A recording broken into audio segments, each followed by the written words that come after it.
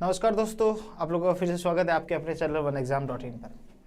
आज की क्लास का हमारा टाइटल, जो हमारी क्लास का जो मेन सब्जेक्ट है, विषय है, वो आज की क्लास का ये है कि ऑर्गेनाइजेशन स्ट्रक्चर। जैसे आपको स्क्रीन बोर्ड पे अपने दिख ही रहा है, ऑर्गेनाइजेशन स्ट्रक्चर यानी संगठन, एक संगठन का ढांचा। एक संगठन के ढांचे किस किस प्रकार से हो सकते हैं। स्ट्रक्चर की जब बात करेंगे तब बात करेंगे वे ऑफ अथॉरिटी की, यानी वो किस तरीके से आपस में कम्युनिकेशन करते हैं, उसकी बात हम सारी करते हुए चलेंगे। दैट मीन्स अगर एक मैनेजर, टॉप लेवल मैनेजमेंट है, मैनेजर है, वो अपने सबऑर्डिनेट से किस तरीके से वार्तालाप करेगा, यानी किस तरीके से वो अपने ऑर्डर, वार्तालाप इन द सेंस फोन पे बात नहीं करना, कहने का मतलब अपने ऑर्डर को किस तरीके से डायरेक्शन के साथ उनको देगा, वो एक स्ट्रक्चर होता है ऑर्गेनाइजेशन का। यानी किसी के घर परिवार में ऐसा सिस्टम होता है कि सबसे बड़े जो उनके दादाजी है, वो उन्होंने अगर कोई फरमान सुना दिया तो सबको उसको फॉलो करना ही है। किसी के परिवार में होता है दादाजी की नहीं सुन के बीच में कोई फादर साहब होते हैं वो कहते हैं, और किसी का ऐसा परिवार होता है जो सब साथ में मिलकर एक कोई फैसला लेते हैं। किसी के परिवार में ऐसा होता है कि मदर, फादर, ऊपर जो सीनियर लोग हैं वो बैठ के फैसला लेते हैं, सबऑर्डिनेट जो बच्चे हैं उनको सुनना है। किसी का तो बच्चों को भी इंक्लूड करते हैं। इस तरीके से स्ट्रक्चर होता है, हर परिवार के एक ढांचा होता है। उसी प्रकार से ऑर्गेनाइजेशन का भी एक स्ट्रक्चर होता है, ऑर्गेनाइजेशन का भी एक ढांचा होता है। ठीक है, सारे नोट्स मेरे अवेलेबल हो जाएंगे आपको। ठीक है, एक एक ढांचे के बारे में मैंने आपको बता रखा है यहाँ पे, राइट। अपन पढ़ते चलते, आज एक एक बात करते हुए चलते हैं अपन। ठीक है, कोशिश करूंगा मैं आपको सारी चीज़ समझाने की। अभी तक तो मैं सफल रहा हूँ, आगे देखते हैं कितना सफल रहते हैं आपको चीज़ें समझाने में। ठीक है, ओके जी सर, शुरू करते हैं। Organisational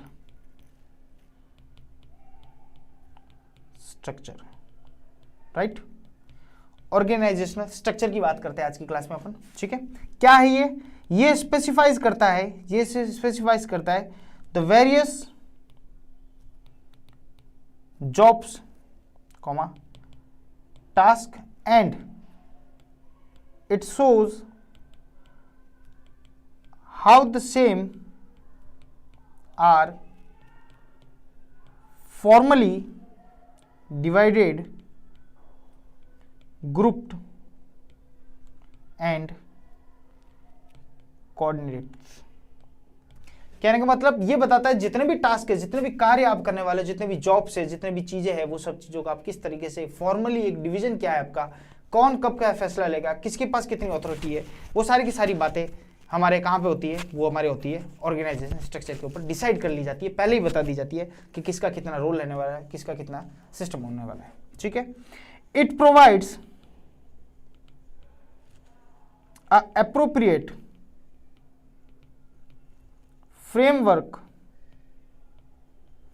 for authority relationship. मैंने बोला आपको, जो ऑथोरिटी रिलेशनशिप होगा उसका क्या फ्रेमवर्क है, पूरा एक सिस्टम बताएगा कि भैया पहले नीचे कांस्टेबल रहेगा, कांस्टेबल ऊपर से ऊपर एसआई रहेगा, एसआई के ऊपर सीआई रहेगा, सीआई के ऊपर डिप्टी रहेगा, डिप्टी के ऊपर जो भी, ऐसे एक पूरा प्रोसेस है। एक वो स्केलर चेन में बताए जाते हैं ना, पूरा एक चेन ऑफ अथॉरिटी।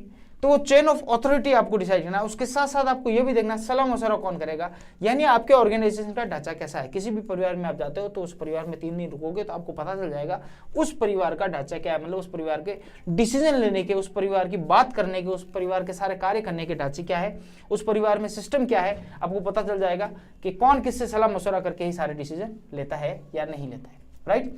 तो आज जितने भी है ऑर्गेनाइजेशनल, जितने भी स्ट्रक्चर, अलग अलग ऑर्गेनाइजेशन के लिए अलग अलग स्ट्रक्चर होते हैं, जो जैसा अपनाना चाहे वैसे अपना सकते हैं। तो अपन वेरियस टाइप्स ऑफ स्ट्रक्चर आज पढ़ेंगे। तो शुरू करते हैं टाइप्स ऑफ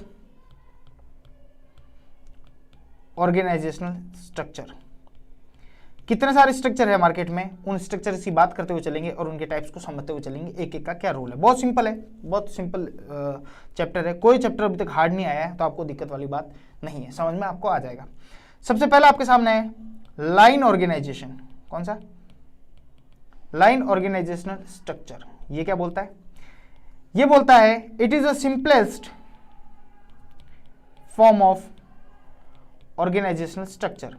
ये ऑर्गेनाइजेशन स्ट्रक्चर का सबसे सिंपलेस्ट फॉर्म है। एक सिंपल सी लाइन है जिसमें फ्लो ऑफ, जिसमें क्या दिखा जाता है, फ्लो अथॉरिटी, सॉरी, जिसमें आपके सामने क्या है, इट इज बेस्ड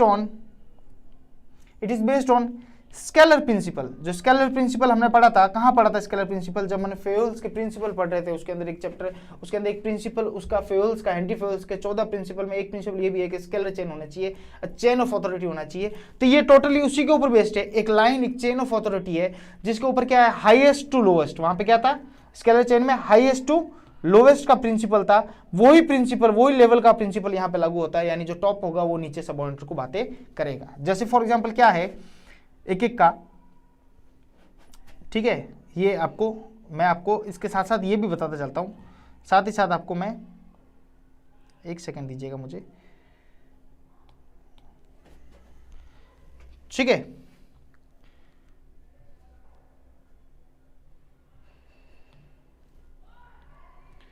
एक सेकंड दीजिएगा बस मुझे।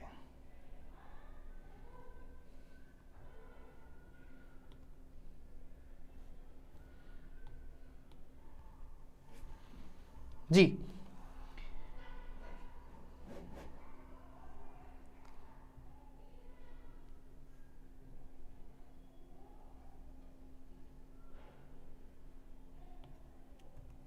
देखिएगा ये लाइन आपके सामने मैं लेकर आया हूं, लाइन स्ट्रक्चर आपके सामने लेके आया हूं। देखिएगा क्या है, सबसे ऊपर कौन है, जनरल मैनेजर है। उसके नीचे देखो प्रोडक्शन मैनेजर आ गया, डेप्यूटी मैनेजर आ गया, फोरमैन आ गया, वर्कर आ गया। उसी प्रकार इसका फाइनेंस मैनेजर आ गया। एक लाइन में, एक सिंपल सी लाइन में डिसीजन करता है, जो हाईएस्ट है वो ऊपर है और जो लोवेस्ट रैंक है वो नीचे है। या सेल्समैन आ गया, सेल्समैन के ऊपर ऑफिसर आ गया, सेल्स ऑफिसर आ गया, इसके ऊपर डेप्यूटी मैनेजर मार्केटिंग आ गया और उसके ऊपर मार्केटिंग मैनेजर आ गया। तो इस तरीके से वो सबसे ऊपर जनरल मैनेजर तो है ही है। तो एक सिंपल सा लाइन ऑफ जो हर ऑर्गेनाइजेशन में होता है, ऊपर से नीचे तक, टॉप से लोएस्ट के ऊपर, ठीक है। तो ये हो गया आपका लाइन मैनेजमेंट, ठीक है। ओके सर, ये बात समझ में आ गई हमें। अब आप किसी और के ऊपर चल सकते हो। मैं आपको साथ साथ में दिखाता जाऊंगा तो थोड़ा समय लग जाएगा मुझे इसको आपको दिखाते हुए, ठीक है। चलो, दूसरा लाइन समझ में आ गया आपको, स्केलर चेन के ऊपर बेस्ड है। दूसरी बात आप समझते हैं, लाइन एंड स्टाफ समझना। ये दो तीन इसके जैसे है, तो एक साथ भी करता हूँ मैं। लाइन एंड स्टाफ ऑर्गेनाइजेशन, ये क्या है लाइन एंड स्टाफ ऑर्गेनाइजेशन? ये किसके बारे में बात करता है? ये कहता है दिस इज मोस्टली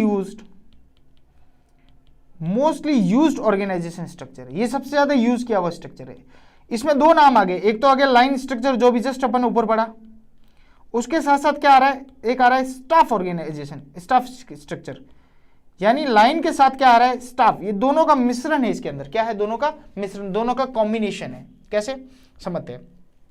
है तो सेम कैसा है, सेम एज लाइन स्ट्रक्चर जो भी हमने ऊपर पढ़ा, वो लाइन स्ट्रक्चर की तरह ही है। बस इसमें क्या हो जाता है, ऐड कर दो, जो स्टाफ होंगे साथ में लाइन स्ट्रक्चर के, वो क्या काम करेंगे, वो सपोर्टिव रोल निभाएंगे। क्या निभाएंगे? सपोर्टिव रोल निभाएंगे। उनके पास कोई पावर नहीं होगा, नो पावर ऑफ कमांड, यानी नो पावर ऑफ कमांड, कोई कमांड का पावर नहीं होगा, लेकिन वो एज ए क्या होगा, एज ए दिशा निर्देशक होंगे, एज ए आपका सपोर्टिव होंगे, आपका कंसल्टेंसी करने के लिए होंगे। कैसे समझेगा? जैसे मैंने लाइन वहां दिखाया था, जैसे ये बीओडी आपके सामने, बोर्ड ऑफ डायरेक्टर सबसे ऊपर है, उसके नीचे आ गया जनरल मैनेजर आ गया आपका, कौन आ गया, या मैनेजिंग डायरेक्टर समझ लो आप, कौन आ गया, मैनेजिंग डायरेक्टर आपके सामने आ गया, ठीक है। मैनेजिंग डायरेक्टर के नीचे आ गया, जैसे कि ये पर्टिकुलर हो गया कि मैनेजर ऑफ डिवीजन 1, ये हो गया मैनेजर ऑफ डिवीजन 2, ये हो गया मैनेजर ऑफ डिवीजन 3, ठीक है। ये देखो, ये जो पोर्शन है, ये लाइन स्ट्रक्चर जो अभी जस्ट ऊपर पढ़ा अपने, ये लाइन स्ट्रक्चर की तरह काम कर रहा है। जो टॉप में सबसे टॉप है वो हायर है, और यहाँ पे सबसे इसके नीचे नीचे और आते जाएंगे तो वो लोअर होते जाएंगे, ठीक है। लेकिन यहाँ पे जो एमडी साहब है, इस एमडी साहब के पास में यहाँ पे बिठा दिया किसको, यहाँ पे बिठा दिया फाइनेंशियल एडवाइजर। किसको बिठा दिया? फाइनेंशियल एडवाइजर, या फिर क्या दो, चीफ अकाउंट ऑफिसर। किसको बिठा दिया? सीएओ जो होता है आपका, उसको बिठा दिया। फिर यहां पे इस तरफ बिठा दिया इसके सामने कि एचआर मैनेजर बिठा दिया, लीगल मैनेजर बिठा दिया। लीगल मुद्दे होंगे तो ये देखेगा, एचआर के रिलेटेड मुद्दे होंगे तो ये देखेगा, लीगल के मुद्दे होंगे तो ये देखेगा, ठीक है। ये क्या करेंगे, ये साइड में और हो गया, जैसे असिस्टेंट, इसका खुद का असिस्टेंट हो गया, मैनेजर साहब का खुद का असिस्टेंट हो गया, ठीक है, यानी असिस्टेंट हो गया। तो ये और यहाँ पे बिठा दिया इनको। दैट मीन्स ये क्या कर रहे हैं यहाँ पे सपोर्टिव रोल निभा रहे हैं। एमडी का रूल तो वही है जो लाइन स्ट्रक्चर का था, टॉप ऊपर, हाईएस्ट नीचे, लोअर नीचे, हाईएस्ट ऊपर, लोअर नीचे। ऊपर से प्रवाह हो रहा है, अथॉरिटी का जो फ्लो हो रहा है ऊपर से हो रहा है, लेकिन साइड में जैसे ये चीफ अकाउंट ऑफिसर हो गए, असिस्टेंट हो गए उनके। ये आपने देखा होगा ज़्यादातर ऑर्गेनाइजेशन के अंदर, जितनी भी ऑर्गेनाइजेशन है, चाहे कोई भी पीएसयू हो, उसके अंदर ये स्ट्रक्चर ज़्यादा फॉलो होता तो लाइन ऑर्गेनाइजेशन है, लेकिन साथ में एक स्टाफ साथ में और दिखाते हैं जो एमडी साहब को सपोर्ट करते हैं। सपोर्टिव रोल किसके लिए निभाते हैं? मैनेजिंग डायरेक्टर के लिए, ताकि मैनेजिंग डायरेक्टर को अगर अकाउंट्स के रिलेटेड को जानकारी चाहिए तो फाइनेंस एडवाइजर से बात कर लेगा। एचआर ह्यूमन रिसोर्स मानव संसाधन के लिए कोई बात चाहिए तो उससे एचआर से बात करेगा, लीगल से बात कर लेगा। असिस्टेंट खुद का रहेगा जो सारे डिपार्टमेंट पे नजर रखेगा। वो सिर्फ उनके पास पावर कुछ नहीं होता, वो सिर्फ एमडी साहब को रिपोर्ट करता है। एमडी साहब के पास पावर होता है कि वो नीचे कमांड किस तरीके से अपने कमांड देवे। ठीक है, तो इसको बोलते हैं line and staff organisation, line and staff organisation. ठीक है सर, बात समझ में आ गई। नेक्स्ट आपके सामने जो तीसरा है वो है आपका फंक्शनल ऑर्गेनाइजेशन। वैसे ये फंक्शनल और डिविजनल में बात कर चुका हूँ। जब आप मेरे ऑर्गेनाइजिंग चैप्टर देखोगे, ऑर्गेनाइजिंग जब लेक्चर देखोगे, उसके अंदर मैंने ये सारी चीज़ बता चुका हूँ एक बार, फॉर्मल, इनफॉर्मल, फॉर्मेशन, फंक्शनल और डिविजनल। पर यहाँ पे जब ऑर्गेनाइज स्ट्रक्चर का अलग ही लेक्चर ले रहा हूँ तो उसमें ये सारी चीज़ें वापस लेते हुए चल रहा हूँ। ठीक है, तीसरा जो अभी तक पढ़ा अपन ने लाइन, फिर पढ़ा लाइन एंड स्टाफ, अब पढ़ रहे अपन फंक्शनल। ठीक है, फंक्शनल ऑर्गेनाइजेशन सीधी सीधी नाम से पता चल रहा है क्या है, ये कॉमन सेंस बेस्ड है। क्या है? कॉमन सेंस बेस्ड आपके अंदर है तो आप दिमाग लगाइए इसके नाम से। क्या नाम से है? जो टास्क होगा, टास्क आर ग्रुप्ड, जो टास्क है वो ग्रुप्ड होगा together on the basis of common functions, on the basis of common functionals. कहने का मतलब अगर फाइनेंस का काम होगा तो फाइनेंस का एक फंक्शनल डिपार्टमेंट अलग हो गया, वो फाइनेंस के रिलेटेड मामला देखेगा। अगर मार्केटिंग का होगा तो मार्केटिंग, एचआर का होगा तो एचआर। एक फंक्शन के बेस पे हम क्या कर लेते हैं, अलग अलग डिवीजन बना लेते हैं, अलग अलग इस तरीके से स्ट्रक्चर को सेट कर लेते हैं। ठीक है, जो फंक्शनल स्पेशलिस्ट होगा, क्या होगा, जो फंक्शनल स्पेशलाइजेशन होगा उसके अकॉर्डिंग हम कर देंगे। जैसे फॉर एग्जाम्पल यहाँ बैठे एमडी साहब, बैठे कौन, एमडी साहब। ठीक है, यहाँ आगे इनके जनरल मैनेजर, एमडी साहब ऊपर, नीचे आगे जनरल मैनेजर, आगे जनरल मैनेजर, बिल्कुल आगे सर। इनके नीचे बिठा दिया आपने किसको, चीफ मैनेजर को। किसको? जनरल मैनेजर के नीचे चीफ मैनेजर। फिर यहाँ पे भी एक चीफ मैनेजर बिठा गया, चीफ नहीं, चीफ मैनेजर है। ठीक है, फिर यहाँ पे भी आपने चीफ मैनेजर बिठा दिया। ये हो गया आपका किसका, प्रोडक्शन का। किसका हो गया? प्रोडक्शन का। ये हो गया आपका किसका, मार्केटिंग के। ये हो गया आपके किसके, फाइनेंस के। अब देखो फाइनेंस वाला डिपार्टमेंट ही आपने फंक्शन के हिसाब से अलग कर दिया, यहाँ पे मार्केटिंग का अलग कर दिया, प्रोडक्शन का अलग कर दिया। अब इन प्रोडक्शन वालों के नीचे अलग होगा, यानी इनके भी मैनेजर होंगे। मैनेजर किसके? प्रोडक्शन के ओवरऑल मैनेजर होंगे। ये परचेज वाले मैनेजर होंगे यहाँ पे क्वालिटी चेक करने वाले मैनेजमेंट होंगे। किसके? क्वालिटी चेक करने वाले। और यहाँ पे इंजीनियरिंग को वर्क होगा तो उसके होंगे, राइट। वैसे के वैसे अगर इसकी बात करूं मैं मार्केटिंग की, तो मार्केटिंग में खुद मार्केटिंग के जो मेन होंगे तो मार्केटिंग मैनेजर होंगे, खुद मार्केटिंग मैनेजर होंगे। तो जो मार्केटिंग मैनेजर की आवश्यकता क्या है, जब यहाँ पे चीफ मैनेजर है, ये मार्केटिंग मैनेजर इसको रिपोर्ट करेगा, ये इसको करेगा, ये इसको करेगा, समझ रहे हो। तो इस तरीके से है तो सब एकदम वही लाइन मैनेजमेंट के ऊपर ही चल रहा है, सारा का सारा लाइन स्ट्रक्चर के ऊपर। लेकिन ये फंक्शन है, फंक्शन के अकॉर्डिंग हमने क्या किया, अलग अलग कर दिया। यहाँ पे सेल्स वाला हो गया अलग, सेल्स वाला मैनेजर ही अलग हो गया। और यहाँ पे इसके साथ साथ एडवर्टीजमेंट अगर कोई करता है तो एडवर्टीजमेंट का मैनेजर अलग हो गया, वो एडवर्टीजमेंट के फील्ड को, अपने फंक्शन को संभालेगा, ये सेल्स को समझाएगा, ये मार्केटिंग मैनेजर ओवरऑल संभालेगा। और इन सब की रिपोर्ट किसको जाएगी, चीफ मार्केटिंग मैनेजर के पास जाएगी। और वो किसको देगा, वो जनरल मैनेजर को यहाँ पे रिपोर्ट अपनी देते हुए चलेगा। ओके, तो जो बोलते हैं फंक्शनल, फंक्शन के अकॉर्डिंग ऑर्गेनाइजेशन स्ट्रक्चर को सेट करना। फिर हमारे सामने चौथा आता है डिविजनल। डिविजनल क्या दो, या उसको बोल दो प्रोडक्ट ऑर्गेनाइजेशन स्ट्रक्चर। डिविजनल या प्रोडक्ट ऑर्गेनाइजेशनल स्ट्रक्चर, ये क्या है भैया, ये कुछ नहीं है, वाइड, जैसे किसी ऑर्गेनाइजेशन की, अगर किसी ऑर्गेनाइजेशन की वाइड रेंज ऑफ प्रोडक्ट्स हो, क्या हो, वाइड रेंज ऑफ प्रोडक्ट्स हो। वाइड रेंज यानी कॉस्मेटिक भी बना रहा है, दूसरी दवाइयाँ भी बना रहा है, कुछ हेल्थ केयर प्रोडक्ट भी बना रहा है, उसके साथ साथ कुछ क्या बोलते हैं इसको, जैसे फेयर एंड लवली भी बना रहा है, बोरोलिन भी बना रहा है। इस तरीके से अलग अलग प्रोडक्शन हो जाए, उसके बहुत ज़्यादा प्रोडक्शन हो गया एक ऑर्गेनाइजेशन के लिए, तो वो इस तरीके के डिविजनल स्ट्रक्चर को यूज करते हैं अपने ऑर्गेनाइजेशन के अंदर। कैसे, यहाँ पे जो एक्टिविटीज है are grouped on the basis of individual products on the basis of individual products. यहाँ पे एक डिवीजन बनाया जाता है कि प्रोडक्ट के बेसिस पे, अगर कॉस्मेटिक है तो कॉस्मेटिक के बेसिस पे प्रोडक्ट बनाए जाएंगे, डिवीजन बनाए जाएंगे, वो कॉस्मेटिक का ही देखेगा। कोई फार्मा कंपनी है जो कॉस्मेटिक भी बनाती है, साथ ही साथ कोई दवाइयों का करती है तो दवाई का मेडिकल उसमें जाता है तो मेडिकेयर में चला जाएगा। इस तरीके से अलग अलग सब चीजें उसको डिवीजन के हिसाब से बांटा जाता है। कोई गारमेंट्स भी बनाती है अगर उसके साथ तो गारमेंट का डिवीजन ही अलग हो गया, यानी कॉस्मेटिक डिवीजन अलग, गारमेंट्स डिवीजन अलग, गारमेंट में मेल फीमेल अलग, फुटवेयर अलग। तो इस तरीके से आप क्या कर सकते हो, अलग अलग डिवीजन उसके प्रोडक्ट के अकॉर्डिंग आप अलग अलग कर सकते हो। उनके मैनेजर अलग होंगे, उनका सिस्टम अलग होगा। ये यूज क्या होते हैं, used in large multi product like pharma company. किसमें, फार्मा कंपनीज के अंदर। जो फार्मा कंपनीज है वो इस तरीके के ऑर्गेनाइजेशन को यूज, स्ट्रक्चर को यूज करते हैं, ढांचे को यूज करते हैं जिसमें बहुत ज्यादा क्या हो, मल्टी प्रोडक्ट लाइन हो उनके पास। मल्टी प्रोडक्ट लाइन मतलब बहुत ज्यादा प्रोडक्ट उनके पास हो, राइट। तो कहा यहाँ पे सिस्टम क्या होगा, यहाँ पे बैठे ये एमडी साहब आपके, वापस एमडी साहब के नीचे बैठे कौन, R&D डिपार्टमेंट। ये कौन हो गया, R&D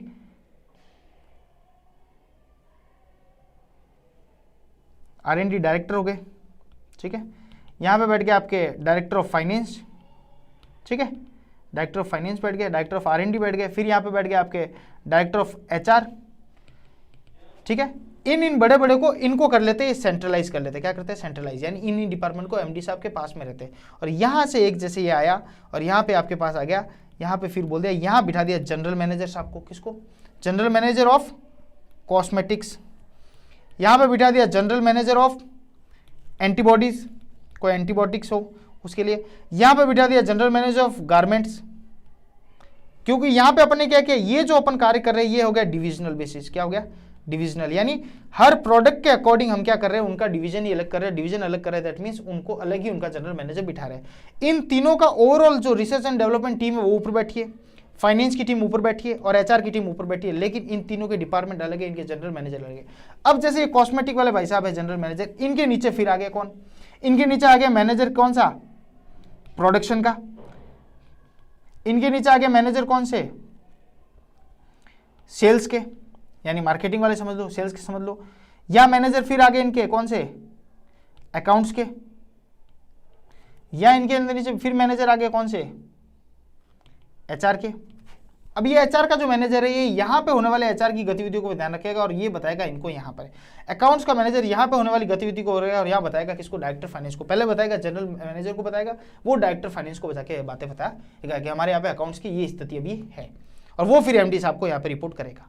तो कहने का मतलब डिवीजन वाइज हम बांट लेते जब स्ट्रक्चर को, उसके प्रोडक्ट के अकॉर्डिंग और डिवीजन के अकॉर्डिंग हम ग्रुप कर लेते तो उसे बोला जाता है डिवीजन स्ट्रक्चर बोला जाता है। ओके, ठीक है सर, यहाँ तक क्या हुई, ये चौथा है। 4 स्ट्रक्चर पढ़ लिए, line, line in staff, functional और डिवीजन। अब 5वां आपके सामने आता है, वो है hybrid. Hybrid structure of organisation क्या होता है उसको समझते हैं। कुछ नहीं है, हाइब्रिड को हमने क्या कर दिया, कॉम्बिनेशन कर दिया। क्या कर दिया, कॉम्बिनेशन ऑफ बोथ, किसका किसका, फंक्शनल का एंड डिविजनल का। जो हमने ऊपर अभी 2 पढ़े, फंक्शनल और डिविजनल स्ट्रक्चर का, इन दोनों का हमने कर दिया कॉम्बिनेशन। जब कॉम्बिनेशन कर दिया दैट मीन्स इन दोनों की खूबियां इसके एक के अंदर डाल दी, और ये रहेगा कैसे, फंक्शनल रहेगा, लेकिन कहां पे जाके हम डिवीजन भी इसके अंदर ऐड कर देंगे, ठीक है। कहने का मतलब जो इंपॉर्टेंट है आपके, जो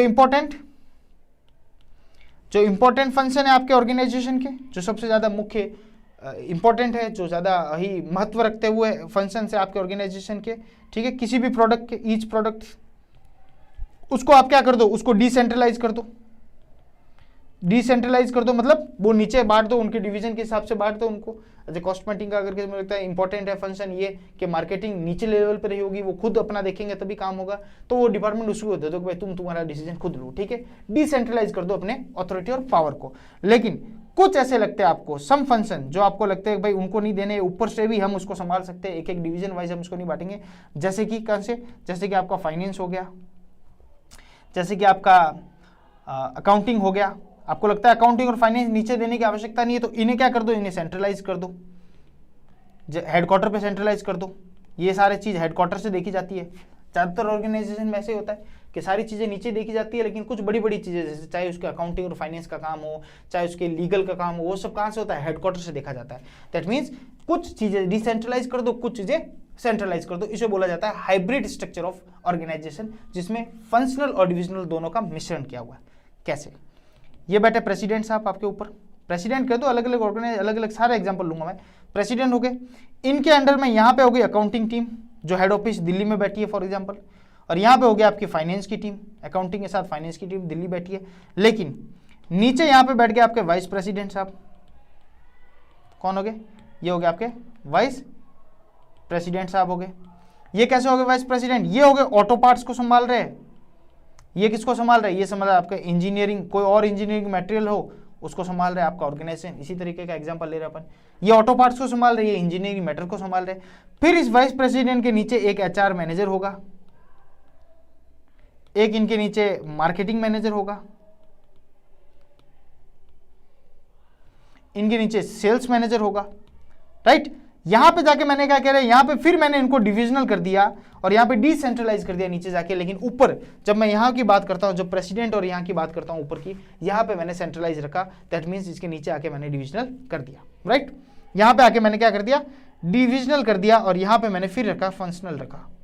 काम तो उनको वही दे रहे हैं कि फंक्शन के अकॉर्डिंग काम दे रहे हैं इनको, लेकिन नीचे जाके इनको डिवीजन वाइज वापस मैंने बांट दिया, प्रोडक्ट के वाइज बांट दिया। जैसे ऑटो पार्ट का अलग कर दिया, इंजीनियरिंग का अलग कर दिया, दैट में मैंने डिवीजन कर दिया प्रोडक्ट के हिसाब से। तो इसको बोलता है हाइब्रिड स्ट्रक्चर ऑफ ऑर्गेनाइजेशन। क्या बोला जाता है? Hybrid structure of organisation. Okay, ठीक है सर। फिर आपके छोटे छोटे और आते हैं। क्या आता है? छठा आपका है फॉर्मल स्ट्रक्चर ऑफ ऑर्गेनाइजेशन। ठीक है, फॉर्मल और इनफॉर्मल दोनों को ले लेता हूँ साथ में, फॉर्मल एंड इनफॉर्मल। नाम से पता चलता है आपको ऑर्गेनाइजेशनल स्ट्रक्चर क्या बोलता है ये फॉर्मल और इनफॉर्मल। कुछ नहीं, सिंपल सी बात, जहां पे अगर फॉर्मली सारा अथॉरिटी का सिस्टम फॉर्मली तरीके से कर रखा हो, जहां पे रूल्स रेगुलेशन प्रोसीजर सारा चीज फॉर्मली लिखित में लिखा हुआ हो, वो हो जाएगा फॉर्मल। और जहां पे ऐसे गप्पे सप्पे मार के आपस में कम्युनिकेशन, कोई लिखित में कोई चीज नहीं है, कोई रूल्स रेगुलेशन नहीं है, कोई किसी से भी बात कर सकता है, उसको बोलते हैं इनफॉर्मल ऑर्गेनाइजेशन स्ट्रक्चर। ठीक है, जो कि हम आपस में जब भी हम फ्रेंड फैमिली में होते गप्पे मारते तो हम क्या करते हैं? इनफॉर्मल वे ऑफ कम्युनिकेशन की बात करते हैं। वही किसी प्रकार कई ऑर्गेनाइजेशन में इस तरीके का भी होता है। आजकल आपने देखा होगा कि जब मैं ऑर्गेनिक और मैकेनिकल पढ़ाऊंगा नीचे, अभी इसके नीचे स्ट्रक्चर, तब मैं आपको इसको वापस याद दिलाना मुझे, मैं वापस इसको आपको समझाऊंगा, यहां से उसको कनेक्ट करूंगा। चलो पहले बात करते हैं फॉर्मल की। फॉर्मल क्या है? जहां पे क्लियरली क्या हो, डिफाइंड हो। क्या डिफाइंड हो? आपके जॉब्स, आपके कार्य, each belonging a definite amount of responsibility. सबके यहाँ रेस्पॉन्सिबिलिटी बांटी हुई हो, फिक्स रेस्पॉन्सिबिलिटी बांटी हुई हो, और आपको बताया होगा आपको इतना कार्य करना है, और उसकी अथॉरिटी और रेस्पॉन्सिबिलिटी फिक्स हो, लिखित में हो, बांटी हुई हो, आपका जॉब भी डिफाइंड हो, वो होता है फॉर्मल। ठीक है, यानी यहाँ पे क्या होता है? फॉर्मल प्रोसीजर होता है, पूरा रूल्स एंड रेगुलेशंस होते हैं, इसको बोलते हैं फॉर्मल स्ट्रक्चर ऑफ ऑर्गेनाइजेशन। अभी मैं बात करता हूं इनफॉर्मल की। यहां पे इस तरीके का कुछ नहीं होता, सोशल इंटरेक्शन होता है। क्या होता है यहाँ पे? सोशल इंटरेक्शन होता है, वो होता है इनफॉर्मल, जहां पे सोशल इंटरेक्शन होता है। ठीक है, दो इंडिविजुअल के बीच में। फॉर्मल ऑर्गेनाइजेशन के अंदर भी सोशल इंटरेक्शन हो सकता है, यानी अकाउंटिंग वाला बात कर रहा है, गप्पे मारा किससे? मार्केटिंग वाले से, तो ये क्या हो गया? है तो पूरा फॉर्मल सिस्टम है, सबके रूल्स रेगुलेशन फिक्स है, लेकिन ये दोनों आपस में बात कर रहे हैं, दैट मींस ये क्या हो गया? इनफॉर्मल ऑर्गेनाइजेशन स्ट्रक्चर भी हो सकता है, ये आपस में भी बात कर सकते हैं। यहाँ पे क्या होता है? अनस्ट्रक्चर्ड कॉमा अनरिटन, किसी प्रकार का कोई स्ट्रक्चर को रिटर्न नहीं है। Unwritten norms and values procedure, कोई प्रोसीजर है, वैल्यूज है, नॉर्म्स है, उसका कोई भी लिखित में किसी फॉर्म नहीं है, कोई भी किसी तरीके से सोशल इंटरेक्शन आपस में कर सकता है। यानी no fixed chain of command, किसी प्रकार की फिक्स चेन ऑफ कमांड यहां पे नहीं पाई जाती है, राइट। तो इसको बोलते हैं इनफॉर्मल। तो फॉर्मल इनफॉर्मल याद रह जाएगा, कोई एकदम सिंपल सी बात है। वैसे का वैसा जो सातवां आपके सामने मैं लाता हूं वो है, अभी मैंने जस्ट बताया उसको, आगे इसका जिक्र, तो मैं इसको थोड़ा सा बता के आगे ले लेता हूं। Centralise and decentralise. कोई स्ट्रक्चर सेंट्रलाइजेशन स्ट्रक्चर भी हो सकता है और कुछ स्ट्रक्चर डिसेंट्रलाइजेशन भी हो सकता है। सेंट्रलाइजेशन मैंने आपको बता ही दिया, सेंट्रलाइजेशन क्या है? जहां पे क्या हो? सिंगल पॉइंट से, कहां से हो? सिंगल पॉइंट से डिसीजन मेकिंग हो। क्या हो? डिसीजन मेकिंग सिंगल पॉइंट से हो, यानी ऊपर से जो ऑर्गेनाइजेशन में सिंगल पॉइंट से एक ही जगह से निकलती है डिसीजन मेकिंग, उसको बोलता है सेंट्रलाइज सिस्टम। डिसेंट्रलाइज सिस्टम का मतलब हुआ कि एक्शन कहीं से भी लिया जा सकता है, यानी डिसीजन मेकिंग कहीं से भी लिया जा सकता है। और यहाँ पे क्या होता है, यहाँ पे सिंगल लाइन, ये वाला सिंगल लाइन पॉइंट नहीं होता, हर डिपार्टमेंट में अपने अपने लेवल पर, each level having their own decision making procedure, उनके खुद के डिसीजन मेकिंग प्रोसीजर होते हैं, वो उसको फॉलो करते हैं। ठीक है, यहाँ पे क्विकली डिसीजन हो जाते हैं, आपको ऊपर जाने की बात, आपको ऊपर क्विकली रेस्पॉन्सिबल होता है, ये रेस्पॉन्सिव होता है, यानी आपको वापस बार बार के लिए एमडी साहब को इनको फोन घुमाने की जरूरत नहीं है, इन तक आपको उनके अथॉरिटी, उनकी साइन या उनके ऑर्डर लेने की आपको आवश्यकता नहीं, आप यहाँ से भी डिसीजन कर सकते हो। प्लस उसके साथ साथ क्या होता है, ये मोर फ्लेक्सिबल है, ज्यादा फ्लेक्सिबल है, डिसेंट्रलाइज एंड रेस्पॉन्सिव, तो मैंने बता ही चुका हूं आपको, राइट। तो ये हो गया सेंट्रलाइज और डिसेंट्रलाइज। सेंट्रलाइज यानी एक ही जगह से सारे ऑर्डर, अथॉरिटी और रेस्पॉन्सिबिलिटी फ्लो हो रहा है, डिसेंट्रलाइज यानी अपने अपने लेवल पे खुद भी बनाते हैं, राइट। यहाँ तो कोई दिक्कत नहीं सर, किसी प्रकार की कोई आपत्ति हमें नहीं है। चलो आगे चलते हैं, तो थोड़ा चैप्टर बड़ा है तो थोड़ा सा स्पीड में भी हमको लेना पड़ेगा। 8वां इंपॉर्टेंट चीजों को अपन थोड़ा एलोबरेट अच्छी तरीके से करते हैं। 8वां वर्टिकल स्ट्रक्चर। ये क्या है वर्टिकल स्ट्रक्चर? वर्टिकल स्ट्रक्चर कुछ नहीं है, ये पिरामिड है आपके सामने, ये पिरामिड हो गए, ये सारे अलग अलग डिपार्टमेंट हो गए, ये हायरार्की होगी, क्या होगी हायरार्किकल आपका क्या होगा, ये लेवल्स हो गए, अलग अलग लेवल्स हो गए, बहुत ज्यादा है, या नंबर्स ऑफ हायरार्किकल लेवल हो गए, लेवल्स। कहने का मतलब यहाँ पे जो लेवल्स है ना, लेवल्स ऑफ हायरार्किकल, यानी नीचे से आपको फिर एक दूसरे आदमी को बोलना पड़ेगा, वो दूसरे आदमी को बोलेगा, वो दूसरे आदमी को बोले, ऐसे करते करते आपको ऑर्डर, टॉप आदमी और नीचे आदमी के बीच में 20 आदमी है, यानी अगर कोई बात तो आपको परमिशन लेनी है, कोई कार्य करना है, तो 20 आदमी जो होते हैं वो आपका कम्युनिकेशन टॉप आदमी के पास जाएगा और वो फिर वहां से आपको क्या करेगा, अथॉरिटी देगा। दैट मीन्स यहाँ पे क्या होता है, वर्टिकल लेवल ऑफ फ्लो है, दैट मीन्स बहुत ज्यादा नंबर ऑफ कम्युनिकेशन है, यानी बहुत सारे लोगों से आपको अपना कम्युनिकेशन बिठाना पड़ेगा। ठीक है, इसके जस्ट अपोजिट क्या है नम्मा, हॉरिजॉन्टल। क्या है हॉरिजॉन्टल स्ट्रक्चर? ये क्या है, इसको भी समझते हैं। हॉरिजॉन्टल स्ट्रक्चर है तो ये पिरामिड स्टाइल में, कोई इसमें कमी नहीं है, लेकिन यहाँ पे जैसे ये 3 ही है, क्या है 3। अब यहाँ पे डिपार्टमेंट को इस तरीके से नहीं बांटा गया और इस तरीके से बहुत ज्यादा बांट दिया गया, यानी साथ में हॉरिजॉन्टल यानी ये लाइन होती है हॉरिजॉन्टल, ये होता है वर्टिकल लाइन, राइट। तो इसमें क्या किया गया, इसमें डिपार्टमेंट को साइड बाय साइड बहुत दिया गया, यानी all employ should have their own with, ये क्या लिखा हुआ है समझिएगा, जैसे ये एमडी साहब है यहाँ बिराजे हुए, इनके नीचे ये डिपार्टमेंट हो गया, इसको बोलते हैं, मैं जीएम जनरल मैनेजर बोल देता हूँ। अब यहाँ पे यहाँ लीगल टीम भी बैठ गई, फाइनेंस टीम भी बैठ गई, यहाँ पे एचआर टीम भी बैठ गई, मार्केटिंग टीम भी बैठ गई, मतलब ये। और उसके बाद सीधे नीचे कौन आ गए, सुपरवाइजर आ गए। कौन आ गए, सुपर, यानी ये टॉप मैनेजमेंट हो गया, ये मिडिल मैनेजमेंट हो गया, और यहाँ पे मैंने डाल दिया लो मैनेजमेंट, यानी ऑपरेशनल मैनेजमेंट जिसको बोलते हैं हम, क्या बोलते हैं ऑपरेशनल, राइट। तो यहाँ पे 3 फ्लो ही बने, ऊपर, सेकंड और थर्ड। तो थर्ड में क्या हुआ, इन्होंने अपना जो डिस्ट्रीब्यूशन लाइन, जो वहां पे मैंने वर्टिकल में बताया था कि 1 से लेकर 20 लोगों को परमिशन लेने की ऐसे आवश्यकता नहीं होगी, इन्होंने अपनी लाइन को हॉरिजॉन्टल वे में डिस्ट्रीब्यूट कर दिया, स्ट्रक्चर को इस तरीके से बना लिया, यानी अगर किसी को यहाँ से किसी को परमिशन लेनी है तो वो सिर्फ जनरल मैनेजर से बात करेगा।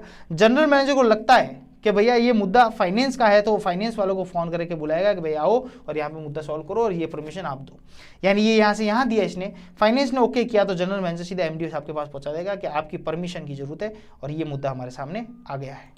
तो इस तरीके से आपका डिसीजन फ्लो बहुत ज्यादा फास्ट हो जाता है, राइट। इसको बोलते हैं हॉरिजॉन्टल, क्या बोलते हैं हॉरिजॉन्टल। फिर आपके सामने आता है 10वां प्रोजेक्ट स्ट्रक्चर, यानी प्रोजेक्ट ऑर्गेनाइजेशन स्ट्रक्चर। ठीक है, स्ट्रक्चर ये क्या है, कई बार ऑर्गेनाइजेशन जैसे एरोप्लेन्स होती है, एरो इंजिन्स होते हैं, इनको क्या प्रोजेक्ट मिलते हैं, जैसे फ्रांस को अपने यहाँ वो रफाल आया तो रफाल का प्रोजेक्ट मिला इंडिया की तरफ से, तब उनका दूसरे काम तो चलते ही चलते उसके साथ एक प्रोजेक्ट आ गया है, उस प्रोजेक्ट को और ज़्यादा रेस्पॉन्सिबिलिटी तरीके से और ज़्यादा बेस्ट स्टैंडर्ड परफॉर्मेंस के साथ प्लस एक टाइम समय सीमा पर उसको कंप्लीट करना है, तो क्या करते हैं ऑर्गेनाइजेशन में दूसरा सिस्टम तो चलता चलता है, एक स्ट्रक्चर और बिठा देते हैं, उसको बोलते हैं प्रोजेक्ट स्ट्रक्चर ऑफ ऑर्गेनाइजेशन। उसमें क्या होता है, जैसे कोई या तो बड़ा प्रोजेक्ट आ गया, बिग प्रोजेक्ट आ गया, या बहुत नंबर्स ऑफ स्मॉल प्रोजेक्ट है, बहुत सारे स्मॉल प्रोजेक्ट है, नंबर्स ऑफ स्मॉल प्रोजेक्ट है, इस तरीके के प्रोजेक्ट आ गए, तब ये स्ट्रक्चर यूज किया जाता है। और बिकॉज समझना क्यों इसको ले गया, बिकॉज जो एग्जिस्टिंग हमारा फंक्शनल ऑर्गेनाइजेशन स्ट्रक्चर है, यानी ऑर्गेनाइजेशन स्ट्रक्चर जो फंक्शनल स्ट्रक्चर है, may not suitable to complete the projects. कई बार हमारे जो प्रोजेक्ट्स आ जाते हैं वो जो हमारा एग्जिस्टिंग जो फंक्शनल हमारा स्ट्रक्चर है वो इतना सूटेबल नहीं होता कि उस प्रोजेक्ट को समय अनुसार और बेस्ट क्वालिटी के साथ उसको पूरा कर सके।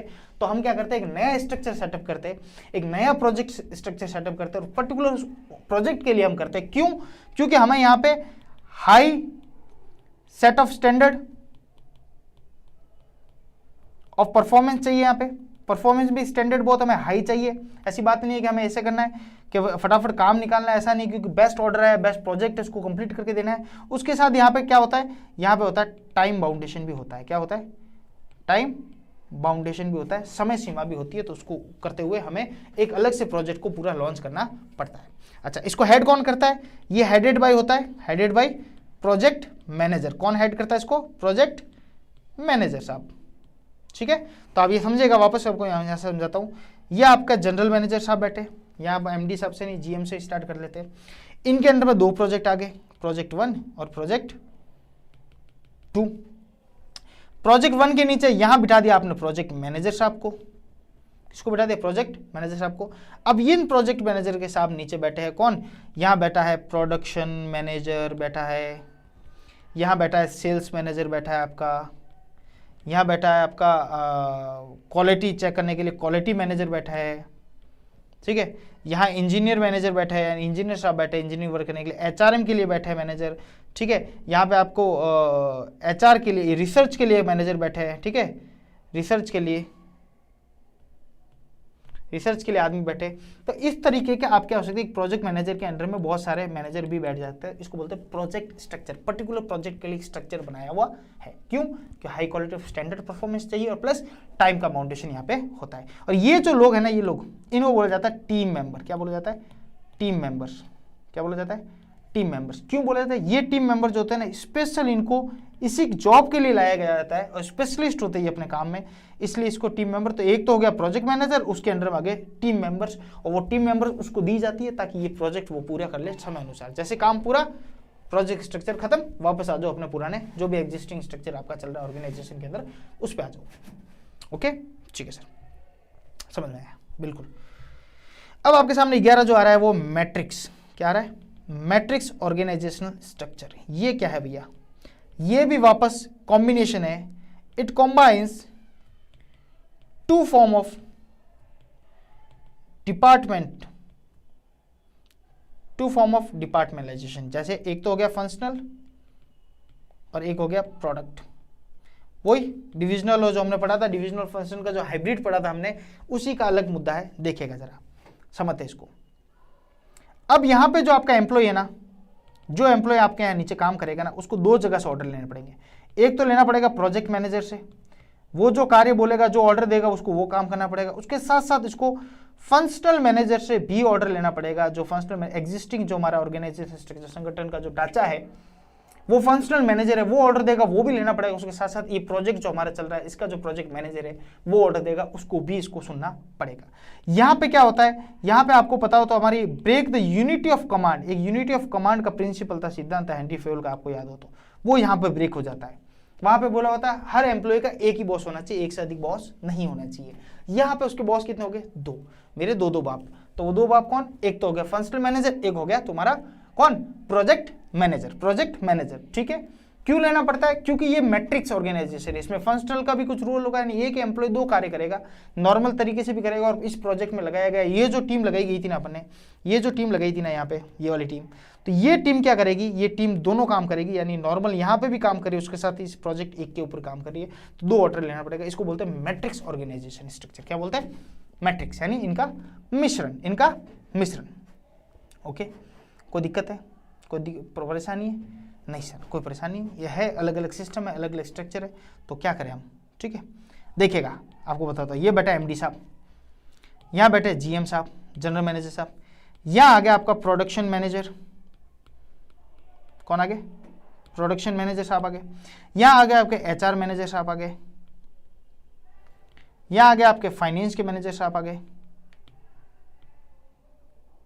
और यहाँ पे आ गए आपके मार्केटिंग के, समझ लो, ठीक है, मैनेजर, मार्केटिंग मैनेजर साहब आ गए। एमडी के नीचे जीएम, जीएम के नीचे ये 4 मैनेजर आपके सामने खड़े, बिल्कुल खड़े सर, कोई दिक्कत नहीं है।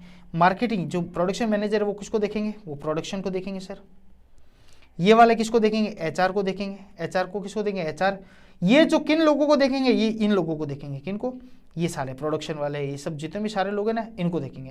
दैट मीन्स प्रोडक्शन वाले प्रोडक्शन को देखेंगे, एचआर वाले, एचआर मैनेजर एचआर को देखेंगे, फाइनेंस वाले फाइनेंस को देखेंगे, ठीक है। ये इनका नॉर्मल चल रहा है रूटीन, जो ऑर्गेनाइजेशन में एक रूटीन कल्चर है, जो नॉर्मल चल रहा है स्ट्रक्चर, वो चल रहा है। इसके साथ साथ यहाँ पे एक प्रोडक्ट मैनेजर का भी इंट्रोडक्शन है। ये प्रोजेक्ट 1 कौन आ गया, प्रोजेक्ट 1। यहाँ पे इसी प्रोडक्शन के अंदर, ये प्रोडक्शन में दूसरा भी आ गया, प्रोडक्शन लिख देता हूँ यहाँ पे भी, एचआर लिख लेता हूँ, और यहाँ पे आ जाता है आपका प्रोजेक्ट 2। कौन आता है, प्रोजेक्ट 2। जरा सा इसको मैं समझाता हूँ आपको ऑर्गेनाइजेशन स्ट्रक्चर के साथ पूरा,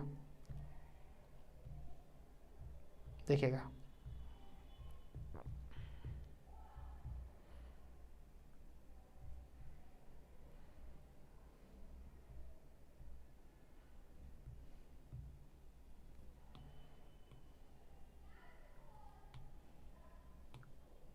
ठीक है, ये देखिएगा, कहाँ गया, वर्टिकल हो गया, ये रहा प्रोजेक्ट ऑर्गेनाइजेशन। देखिएगा, ये देखो मैट्रिक्स, मैट्रिक्स देखते हैं, प्रोजेक्ट समझ में आ गया। ये मैट्रिक्स देखिएगा, यहाँ एमडी साहब बैठे, बिल्कुल बैठे साहब, इसके नीचे जनरल मैनेजर साहब बैठे। ये देखो manager of production, human resources, manager finance, marketing, R and D, ठीक है, ये सारे मैनेजर बैठे। इनका प्रोजेक्ट, इनका जो प्रोडक्शन स्पेशलिस्ट आदमी यहाँ बैठा है, इनका एचआर स्पेशलिस्ट बैठा है, फाइनेंस स्पेशलिस्ट, ये सब स्पेशलिस्ट लोग हैं।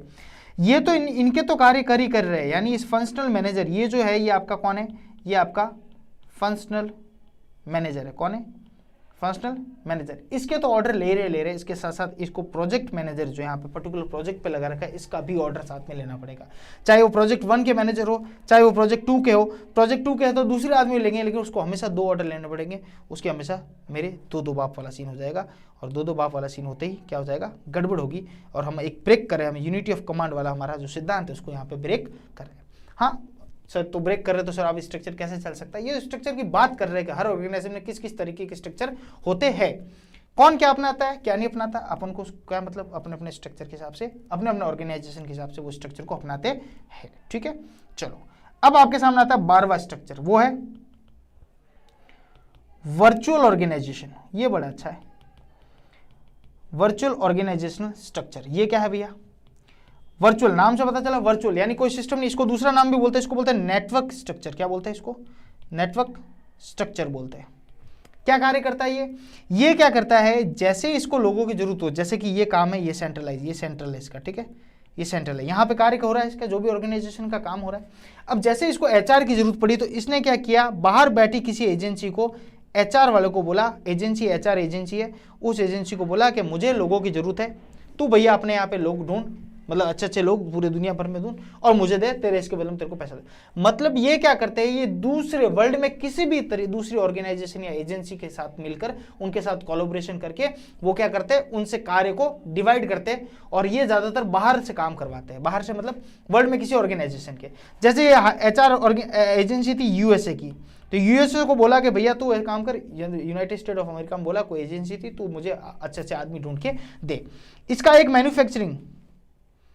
मैन्युफैक्चरिंग यूनिट, इसका एक मैन्युफैक्चरिंग यूनिट लगा हुआ है। वो कहाँ लगा हुआ है, वो लगा हुआ है थाईलैंड में। कहाँ पे, थाईलैंड में। थाईलैंड में बोला कि भैया ये मैन्युफैक्चरिंग यूनिट है मेरा, वहाँ पे मैन्युफैक्चरिंग हो रहा है, तू मुझे आदमी दे। आदमी के लिए यूएसए को बोला, सेंट्रल ये कहीं और ही बैठा है, सेंट्रल जैसे ये बैठा है किसी में, ये समझ लो तुम बैठा है यहाँ पे ऑस्ट्रेलिया में बैठा है, ठीक है, ऑस्ट्रेलिया, ठीक है, ये समझ लो ऑस्ट्रेलिया में बैठा है, और मैन्युफैक्चरिंग यूनिट का थाईलैंड में, आदमी इसने यूएसए से मंगवाए।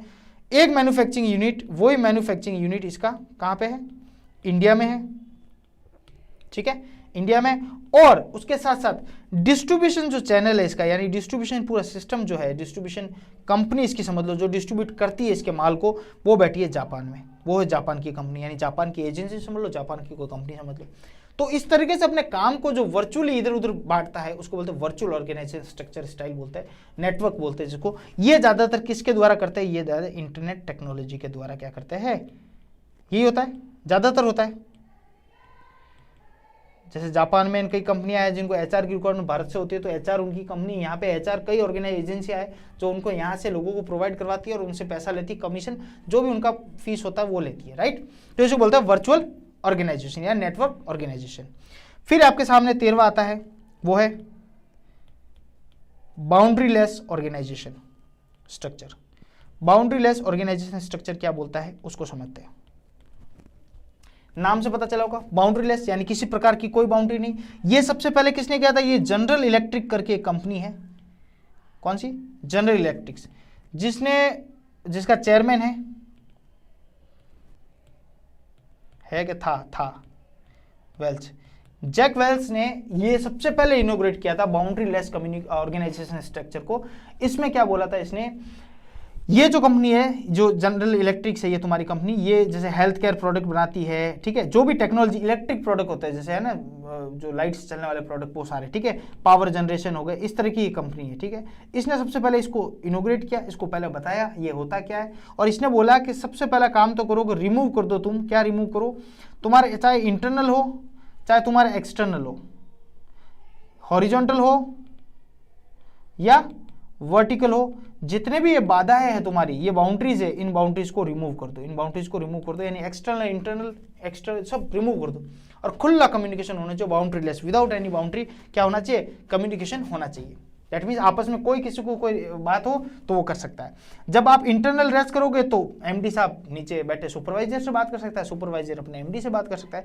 जब एक्सटर्नल करोगे तो कस्टमर जो एमडी साहब से सीधा सप्लायर बात कर सकता है, और कस्टमर और हमारे ऑर्गेनाइजेशन के बीच में जो दूरियां है वो भी खत्म हो जाएगी। सेल्स पर्सन के थ्रू ऑर्गेनाइजेशन को मिलने की जरूरत नहीं, एक कस्टमर जाके अपने ऑर्गेनाइजेशन यानी वो किससे मिल सकता है? अपने एमडी साहब से भी मिल सकता है। जैसे अगर मैंने किसी का फोन खरीदा यानी मैंने एप्पल खरीदा, तो एप्पल के मैं सीईओ को जाकर भी मिल सकता हूँ। क्यों? क्योंकि यहाँ पे कम्युनिकेशन, यहाँ पे जो स्ट्रक्चर है उनका वो क्या है? बाउंड्री लेस है, राइट। ठीक है सर। एक आपके सामने आता है स्ट्रक्चर, 13 हो गए थे, 14 देखते हैं। 14 है इन्वर्टेड पिरामिड स्टाइल स्ट्रक्चर। ये क्या स्ट्रक्चर है सर? ऐसे इन्वर्टेड पिरामिड, नाम से पता चला होगा, पिरामिड को उल्टा कर दो, पिरामिड को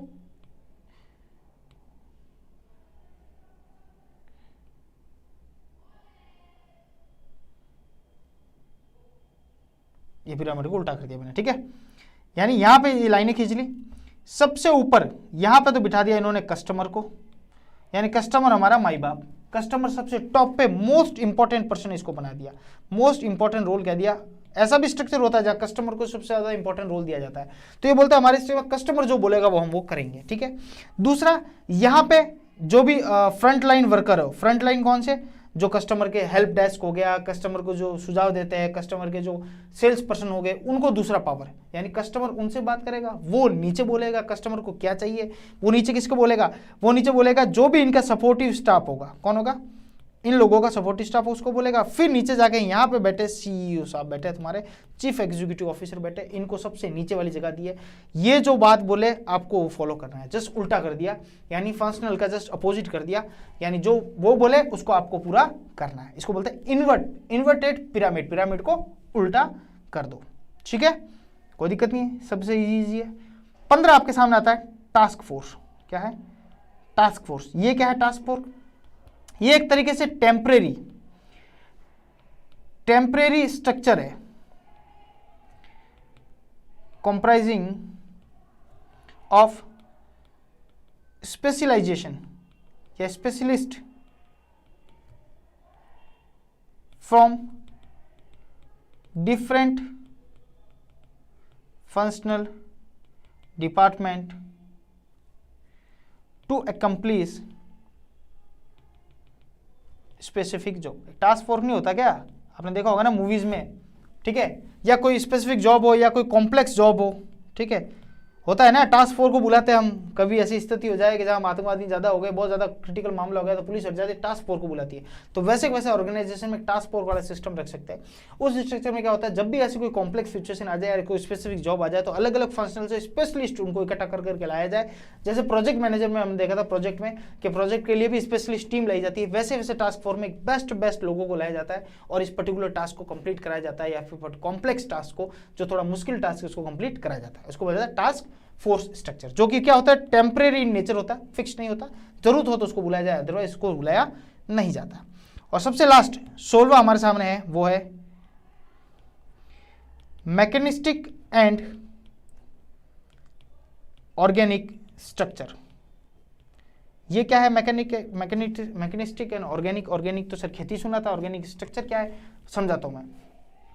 ये पहले क्या, 20 ब्रिटिश कंपनियों पे, कितने 20 ब्रिटिश फर्म्स के ऊपर एक्सपेरिमेंट किया था। क्या किया था? एक्सपेरिमेंट किया था। किसने किया था? 1960 में किया था। किसने किया था? दो नाम लिखे हुए आपके नोट्स में भी लिखे हैं, टॉम्स ब्रून्स एंड, आ सकता है सवाल क्योंकि अच्छा है ये चीज इन्होंने बताई जो बढ़िया है, ठीक है, और स्टेकल, टॉम्स ब्रून और स्टेकल, ये दो आदमी थे। इन्होंने क्या किया, एक रिसर्च किया, 20 ब्रिटिश फर्मों पे रिसर्च किया और ये नई एक चीज खोज करके निकाली। उन्होंने बोला दो तरीके का स्ट्रक्चर हो सकता है, एक हो सकता है आपका मैकेनिस्टिक और एक हो सकता है आपका ऑर्गेनिक। क्या है ये मैकेनिस्टिक और ऑर्गेनिक? देखो मैकेनिस्टिक में तो बोला हुआ है आपका सीधा सीधा कि आपके जो रूल्स है, जो आपके प्रोसीजर्स है, वो क्या हो, क्लियर एक सिस्टम हो, clear of authority, clear chain of authority, clear declared, ये समझ लो। क्या, जो आपके रूल्स है, जो आपके रेगुलेशन है, जो आपके प्रोसीजर, वो क्लियरली डिक्लेयर्ड होना चाहिए। आपकी जो अथॉरिटी है वो अथॉरिटी भी एक अथॉरिटी ऑफ चेन है, वो क्या होना चाहिए, क्लियर होना चाहिए। सर ये सुना सुना लग रहा है हमने, बिल्कुल। जितने भी फंक्शनल हो, जितने भी आपने लाइन देखा हो, स्टाफ देखा हो, लाइन स्टाफ देखा हो, फंक्शनल डिवीजन देखा हो, इन सब में जो चेन ऑफ अथॉरिटी है वो टोटली क्लियर है। फॉर्मल जितने भी, इनको फॉर्मल ऑर्गेनाइजेशन स्ट्रक्चर कहा जाता है। वही मैकेनिस्टिक बोलता है कि सारी चीजें आपके सामने क्या होनी चाहिए, क्लियर होना चाहिए। यानी जो कम्युनिकेशन आ रहा है, जो जा रहा है, यानी फुल कंट्रोल होना चाहिए। किसके ऊपर? फुल कंट्रोल होना चाहिए ऑन कम्युनिकेशन, ऑन कम्युनिकेशन, ठीक है, फ्रॉम द टॉप। यानी जो टॉप में जो मैनेजमेंट है वो बोले, वो सारी चीजें रिकॉर्ड होनी चाहिए, on record, full communication control होना चाहिए, कोई भी ऐसी बात ना बोल दे, प्लस किसी प्रकार का फ्लेक्सिबिलिटी नहीं होनी चाहिए। ये तो होगा मैकेनिस्टिक। जो अपने सारे पढ़े, चाहे लाइन पढ़ा, चाहे लाइन स्टाफ पढ़ा, चाहे वर्टिकल पढ़ा, चाहे हॉरिजॉन्टल पढ़ा, चाहे अपने फॉर्मल ऑर्गेनाइजेशन जितने भी है वो पढ़े अपन ने, राइट। इन सब में क्या था, इन सब में एक सिस्टम था, एक फंक्शनल डिविजनल, इन सब में एक सिस्टम था, ऊपर से नीचे आती थी। उसके साथ साथ अथॉरिटी और सारी चीज क्लियरली लिखी हुई है, चाहे कोई भी किसी को बोले, पर लिखा हुआ सारे रूल्स से रेगुलेशन क्लियरली था। जस्ट इसके अपोजिट होता है ऑर्गेनिक। ऑर्गेनिक में क्या होता है? ऑर्गेनिक में सीधा सिस्टम है कि इसमें जो फॉर्मलाइजेशन है, जो आपने formalisation of laws and regulation, ठीक है, ऑफ रूल्स रेगुलेशंस, जो भी अपन ने बातें करी, वो सब क्या होता है यहाँ पे होता है लो। जरूरत हो तो कहीं कहीं लिखते हैं, बाकी यहाँ पे लिखने की आवश्यकता नहीं होती। बहुत ज्यादा ही फॉर्मुलाइजेशन को इसने बोला कि आज की तारीख में मार्केट में, दुनिया में दो तरीके की फॉर्म्स हो गई है। एक होती है मैकेनिस्टिक, एक होती है ऑर्गेनिक। मैकेनिस्टिक का मतलब जहाँ पे सब चीज लिखा हुआ है, बनावटी चीजें, रूल्स रेगुलेशन लिखी है, उसको फॉलो करना ही करना है, क्योंकि वो एक रूल्स रेगुलेशन बना दी और सारी चीज क्लियरली मेंशन्ड है। एक होती है ऑर्गेनिक, जिसमें कोई चीज मेंशन नहीं होती, वो किसी भी चीज में फॉर्मुलाइज, जहाँ जरूरत है वहां थोड़ा बहुत फॉर्मुलाइज कर दे, इसके अलावा सब आपस में किसी भी तरीके से कार्य करना है आपको ऑर्गेनाइज संगठन के लिए, और संगठन को आगे ले जाना है। ये उसका सबसे बड़ा मोटिव होता है किसका? ऑर्गेनिक का। तो आज की डेट में जो टुडेज एरा है, जो आज का एरा है, जो टुडेज एनवायरमेंट है, जो बिजनेस एनवायरमेंट है, उसमें सबसे ज्यादा को ट्रेंड कर रहा है, तो वो कर रहा है ऑर्गेनिक स्ट्रक्चर ऑफ ऑर्गेनाइजेशन, ठीक है। ऑर्गेनिक स्ट्रक्चर ऑफ ऑर्गेनाइजेशन सबसे ज्यादा ट्रेंड कर रहा है, जिसको मैं बोल सकता हूं कहीं ना कहीं इनफॉर्मल बोल सकता हूं। क्या बोल सकता हूं? इनफॉर्मल स्ट्रक्चर बोल सकता हूं। और इसको मैं मैकेनिक को कहीं ना कहीं बोल सकता हूं ब्यूरोक्रेसी बोल सकता हूं। क्या बोल सकता हूं? ब्यूरोक्रेसी बोल सकता हूं।